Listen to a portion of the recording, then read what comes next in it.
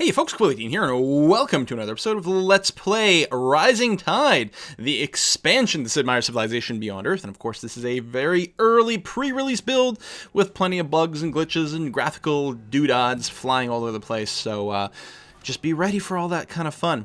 Oh, planet type, Frigid Archipelago. I don't think I'd realized that. One of the things with this setup is it was showing off a new biome, so I guess this is more of a tundra-esque frozen wasteland biome. And Archipelago obviously does a really good job showing off more of the aquatic gameplay. We are in our third city there, taking a look at that titanium. Oh no, Leviathan! Good night, sweet prince. Patrol boat. You've explored much. Of course, I have many of those units on auto-explore, just like I have my workers on automated, because I am trying to squeeze in a complete game, basically, in one afternoon. Sure, we're playing on quick, but we still have to go relatively fast to finish everything.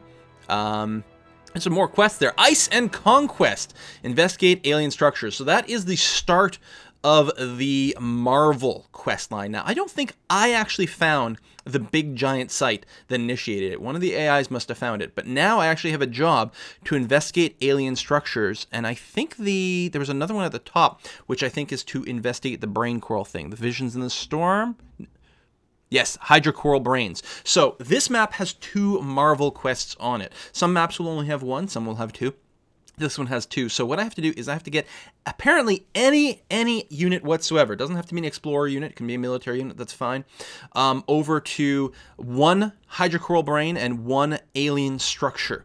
Now, after that, they will both follow up with another step with, more flavor text where I have to investigate two more. So you ultimately have to investigate a total of 3 to complete your Marvel quest and get the big reward. Now, again, every player in the game gets this quest at the same time, and everyone can complete it. There are enough of these structures on the planet so that every single player can complete it. However, once a structure has been explored by a player, no one else can explore that site. So there is competition to get to the ones you know about, and you can screw with other people if you park some units on top of those sites and stop them from exploring it. People may not be able to complete the Marvel quest, which is kind of an interesting thing to consider. So we're going to look into that. I don't know how heavily they get prioritized for me here. We'll see. I do believe I complete at least one by the end of the game, but I don't recall if I complete both and how quickly it happens either. There we go. We're going to do a bit of a city move here, pick up some new tiles. So the city move is interesting because it does give you 3 extra tiles, but during that time you're not producing another building. On the other hand, it's cheaper than the energy. Or probably cheaper than spending all the energy buying the tiles. On the third hand, though, you don't get it for free with culture, so I don't know. There we go. I'm going to send a unit over to the Hydrocoral Brain. Yes, no, maybe so. Now I'm like, you know what? That can wait. Let's go and dig up the those fossils, especially since it's close to Australia up there, which might be a little bit of a concern. I need to check. Australia. Yes, it is Australia. I always get confused because in my first playthrough I was saying Austrasia, I think. And ever since then, I keep getting confused as to which way was the correct way and which way was the wrong way. But Australia. There we go. Consider new traits. Yes, I should be considering new traits. I don't know. I'm not listening to the game. I should have gotten, like, at least a second trait much sooner. I only have the one. Hey, Adept Blue. Good friendly station. I don't know how much trade I end up doing with them. I do have one trade route up. But that is all so far. There's the Thermaline rudder. Dat Tech Dough. There we go. Get another trade route getting built up over there. And there we go. I'm going to move the gunboat over here. That's right. So the Explorer can dig up the expedition sites, but I don't actually need an Explorer to investigate the coral brains or the alien structures. Any military unit will do, so I may as well do that. Although I'm not babysitting my military unit very carefully. I'm worried it might get eaten by a sea dragon along the way. I think what happened here is I'd already dug up that site, actually. But the graphics are still there. Again, it's one of those glitches. So every now and again, I will send someone to a site that I've already explored. And I'm like, is this... Yeah, at this point, I think I didn't realize, like, that... I realized that the tooltips were glitched, but I'm still seeing some stuff in that tile. So I'm like, well, maybe it's one of those quests where I'm supposed to send a military unit for. I don't remember. So that's what I'm doing there. And get a new virtue. Very good. I'm beelining. The Nature's Bounty is really good, and actually, I really should pick up Nature's Bounty and the thing just to the south of it. Yeah, a joy from variety, which are very strong. Okay, I do pick it up. There's something to be said about rushing to the end cap, like eudaimonia or whatever it's called in Prosperity, which gives you less unhealthiness, which is much more powerful than getting more healthiness. I mean, global health is good, but most of the health things you get is local, which means you're capped based on your population. Yeah, that is very dangerous. I'm like, uh-oh, I might be screwed right there between the two sea dragons. But if you can reduce unhealthiness in some way, that's so much stronger because effectively gives you much more of a higher cap. Yeah, I'm dead. Damn. How frustrating. Stupid aliens. Still being a big stupid problem. Part of the issue as well is at this point of the game, I haven't gotten any affinity levels yet, which means I haven't been able to start upgrading my units. Yeah, I think that's a good trade route. Like that quite a bit. What are we going to work on? We don't have a clinic yet. We need some more units. Ultrasonic fence might not be a bad idea. Oh, water refinery, yeah. Water refinery, pretty good. I mean, it is good as it would be good to have in a coastal city, but it becomes amazing to have in an actual aquatic city. Still don't have the trade depot over here in Fajaran. Yeah, these names are going to be impossible for me to ever say. I mean, I can't say most names in the best of times, and when you've got an F followed by a J, which one's supposed to be silent? I bet you one of them is supposed to be silent. Geophysics is unlocked. At some point now, I'm going to start having like zero mercy for my for the aliens that are nearby. Tidal turbine, look at that. Can only construct in water cities. Just gives you 4 energy. Bam. That's a lot of energy. What am I going to build? Submarine for alien hunting? Maybe? I don't know. I feel like, if I recall correctly in this game, I didn't build a submarine for a very long time. So I'm not sure. What am I looking at here? Affinity. 20 XP towards that. Alien Preserve, pretty good. Actually, I think I have a quest to build an Alien Preserve. I think the quest that I had to start off with first building a clinic. Like, there's 2 quests, actually, that fired when I built a clinic. But one of the 2.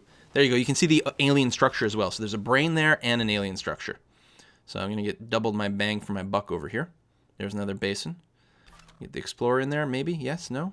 Yes, you're next to an enemy, but Explorers don't get attacked as much as the military ships. Not there yet. Yeah, those deals are good, but really, Quill, you should be getting another trait. I'm locked into all these agreements, and I'm forgetting about the trait system, which is great, because, I mean, it's fire and forget. You pay it once, and you get a big bonus that lasts for the rest of the game. Really should prioritize getting that first, but you can see some of the stuff that's available here. The other thing is if I took more traits, then there's more of a chance that an AI would buy a trade agreement for me, which would give me more diplomatic capital, which means I would be able to sign more of these agreements on my own part. Yeah, I'm looking at this because I'm like, I don't remember. Is this really the same list? I think I was getting confused because I saw it pop up and thought there might have been something there. Hey, a new artifact! Population estimation computer. You can see the artifacts also have a quality. This one's worn. My first artifact was like, I can't remember. It was like a really bad quality, and I think that affects the amount of stuff you get out of it. I don't think that that will affect the bonus if you use a combo of 3 things put together for the maximum benefit, but it affects just the raw numbers of, you know, like plus 80% production, for example. You'll get more or less, or something like that. Why am I loading up the diplomacy screen? Oh, at this point, I'm looking for like, hey, how do I bring up the artifact screen? I actually had to ask someone to where it was. It's on the bottom toolbar. The bottom toolbar on the far left is where you see the artifact. Oh, almost. Just go over one to the right. Oh, you almost had it, Quill. Come on. All right, ask for help. It's okay. Just ask for help. I'm like, is it part of a city? Where is it? I just didn't mouse over the things in the bottom right toolbar because I actually didn't notice there was a new icon there. Like, I looked. I was like, no, these all look the same. Like, oh, there it is. There you go. So those are my artifacts. So yeah, you can see the different quality, and that's it. And what would this one give me? So the first one would give me like 8.75 science at the time. Is it still that? It is still that. So it's interesting that it doesn't change. And the other part, you can see, added science and culture. And I don't think that the sort of processing an individual artifact and processing 2 artifacts at the same time, I don't think it makes a difference. Whether I process both artifacts together or both artifacts separately, I think I would end up getting exactly the same. Hey, look at that! Incomplete text. But when you get all 3 together, that's when you get the different bonus. So I think I grab more science there. Always more science. Super good. Water refineries, yeah, let's get those underway. You need that production. There we go. Investigate the structure. Boom.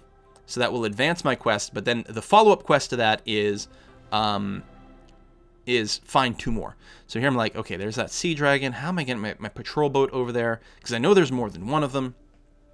I really should just start like blowing them up. I think at this point I may also be considering building bigger navy. Oh no, I'm going to move. I'm going to move on top of a farm and blow it up. Apparently it gets blown up right away. I think there was one there and it removed it. I'm not sure. You guys will have to rewind and see. Am I going to start bombarding the aliens? Come on, just do it. I know you're Harmony, but who cares? Aliens are annoying. They're big, stupid buttheads. Yeah. And you can see I still have that Manticore parked on that island, and it'll probably never move. Oh, at this point, I'm talking to the developers and saying that I love the fact that expedition sites have their own icon. Because one of my things in Civ 5 is I can never find the artifact sites because you can only toggle all icons on or off. So yes, expedition sites or artifact sites in Civ 5 have icons, but they're on at the same time that everything else is turned on. Whereas I would love to be able to turn off like the icons for copper and silver, for example, and just show me the artifact sites. And I think I'm talking about here that one of my mods that I do enjoy in Beyond Earth is a mod that shows you how many resource pods and expedition sites you still know about, and you can click on that and cycle between them. It's a mod I really enjoy. I think I was again making the case that I don't know if that sort of thing belongs in the base game, but I really enjoy having it for my own purposes because I'm terrible at spotting things, especially when there's just a lot of noise on the map. And so what I like about it is I can turn off the resource things here and just see expedition sites. Although it's a little bit moot in this particular build here because, of course, the expedition sites are glitched, so the icons stay even after they've been consumed. So this patrol boat is in a wee bit of trouble, so let's run away. Actually, I really shouldn't move all at once like that because I might be moving into something. It's better to move slower so that you spot things. Happiness is still fine. Turbine is good for money. Yeah, build the water refinery. Build it. And I was like, didn't I just build this? But I must have queued it up in another city. I think I was just confused about something. Yeah, I was like, oh yeah, there, I'm building it there. Okay, good. Yes, more water turbines. And we have to explore more spots. So I did explore that thing. So yes, explore this. And then get to that one. I think you can do it. You're safe. I'm looking around. I'm nervous. Like, yeah, there we go. Because yeah, the 2 dragons are between my 2 city locations. We'll explore that. Quest updated. You can see I've got to find 2 more. You guys can pause and read that flavor text if you want. It's quite interesting. So I will get another one right away because I've already going to explore heading there. But where's the 3rd one that I will explore? That will be the big question mark. Because I'm pretty sure I do finish Marvel. Oh, this is my favorite artifact. Senor Caffeine. According to some accounts, machines like this one were once used in daily religious rituals throughout the world. You're goddamn right. There we go. So now I've got a trio of Old Earth artifacts. It just happened to work out, I think, that I got only Old Earth artifacts on this run here. No alien or progenitor ones.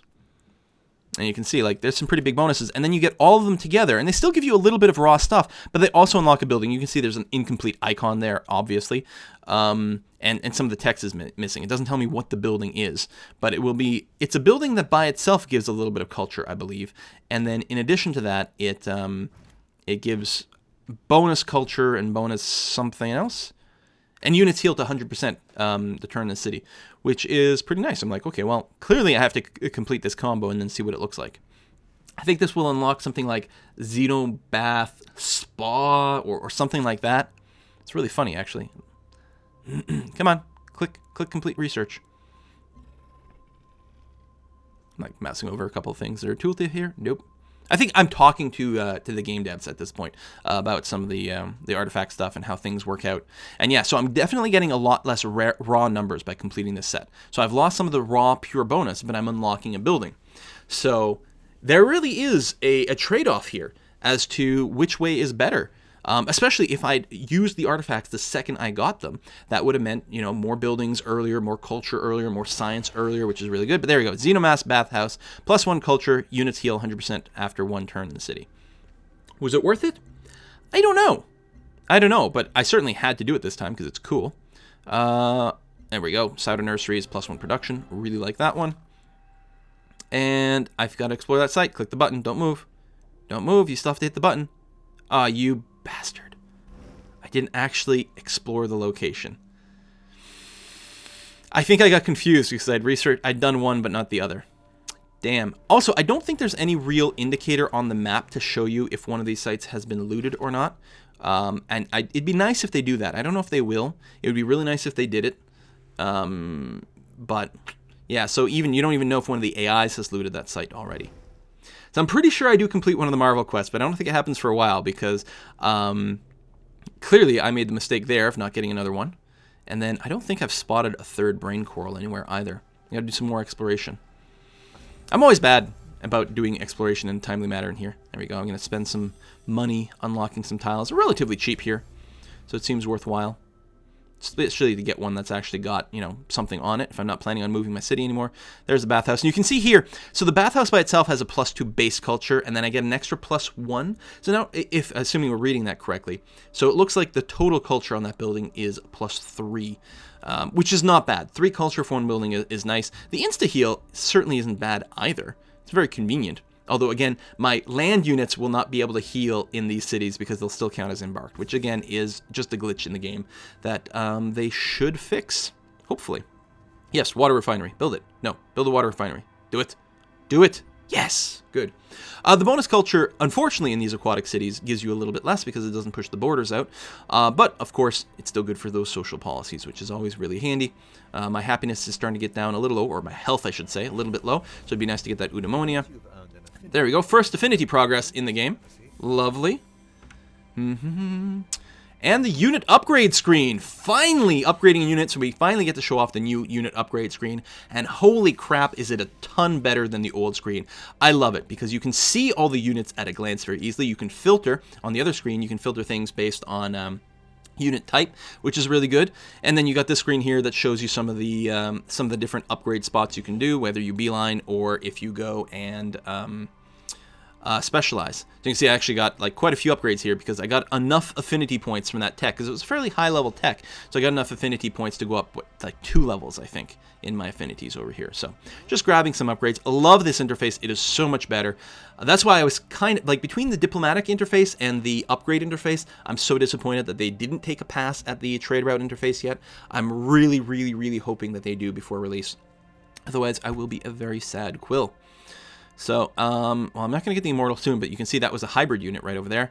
Biofactory, pretty good. Mass Digester, Generators, I don't really have. There's some cool little wonders there. And Organics and Photosystems both give me affinity progression, which is why I was like, yeah, okay, I'm kind of sold. I'm going to go in that direction.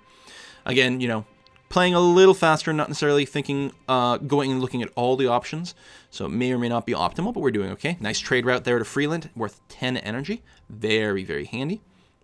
I'm only making 10 per turn right now. Wow. Diplomatic capital is adding up. If I were playing this properly, I would be spending it on some traits. But I keep forgetting about the traits and the importance of it. I got that one, which is good, and then I think I just sort of forgot that was a thing. And I'm like, well, I don't know if I want to set up any trade deals right now. Such a mistake.